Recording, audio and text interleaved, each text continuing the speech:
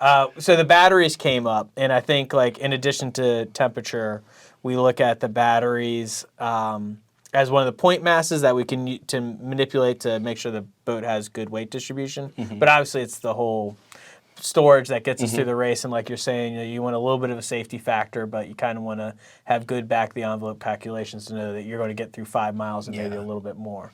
So how do you size your batteries? What do you think about there? Well, part of that formula is that hand in hand you've got the motor controller and the battery that you have to be considering all at once. But to start with looking at the battery, first thing you want to know is how much power you're going to need at any moment. So how many amps and how many volts how many watts you need to be able to draw. And then what is the capacity? What is the normal number of amp hours that you think you would be consuming in that 5-mile race? And then again, you want to have a little bit of a buffer for a few reasons. Batteries perform differently at different temperatures. They could have some aging issues where you might have a single cell that begins to not perform as well, and that would draw the whole pack down. There's all these different reasons that you don't want to build it to perform and need every bit of what you're using. Right.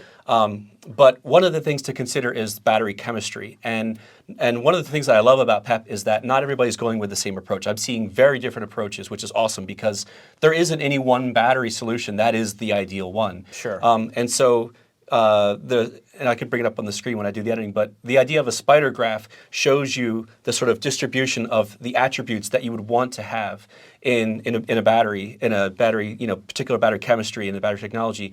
And ideally, the graph would show that ring all the way out at the perimeter where everything is like ideal.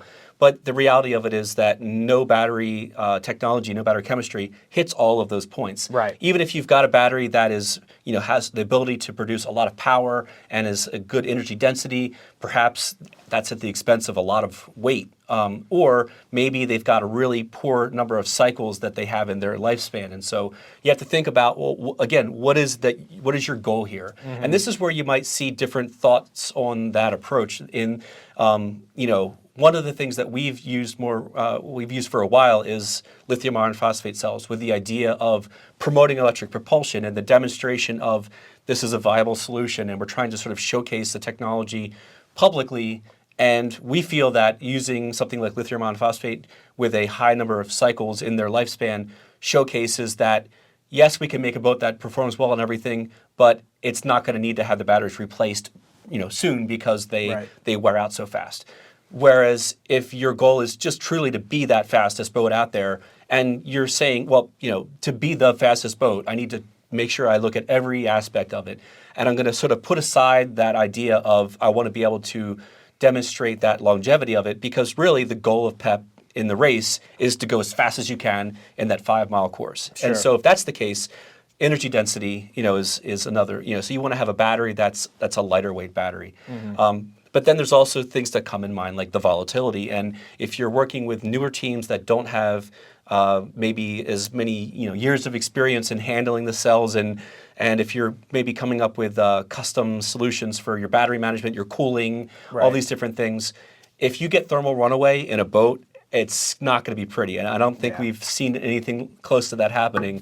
But you don't want to be in that situation. Sure. And so, again, for anybody who's not familiar with the thermal runaway, it's the point where the batteries are heating up to the point where they are generating enough heat on their own that you can't slow down that process, and they will eventually catch flames. And in a more forgiving chemistry, they'll be venting, they'll be doing things that off gas. Right. And in a less forgiving chemistry, they will violently catch fire, and they're self-oxidizing, and they're next to impossible to extinguish, and it's a scary situation. So obviously, we don't want that to be happening on any of our team's boats. But that doesn't necessarily mean that the more volatile battery chemistries shouldn't be considered. It's just that you need to be sure that your team has enough knowledge of the battery chemistry to be able to use them safely. Yeah. And I would say, so like lipo cells and things like that have a very high C discharge rate, but at the cost of a lower lifespan and things like that. If you're talking about the ultimate weight to perform, to performance ratio, that might be more something that to be considering. Well, and even still, you have. Sorry, go ahead. Well, and just to say, most of the work for PEP actually happens at the universities, not when they're on site. Absolutely. So, working with your university to have the right boxes in the lab and have the right procedures in place, like the thermal runaways, we are going to try to do everything we can to make sure they don't happen while you're at PEP. But you got to do a lot to make sure they don't happen while you're working on it too. And there's a lot that your technology, if you have a good BMS that's looking at a cell-by-cell temperature, you shouldn't have a situation where thermal runaway can happen, But it's when you've got things that get overlooked and maybe your temperature sensors aren't sort of doing what they need. They're not measuring where they should be measuring, and perhaps you could have situations that's where that experience comes in,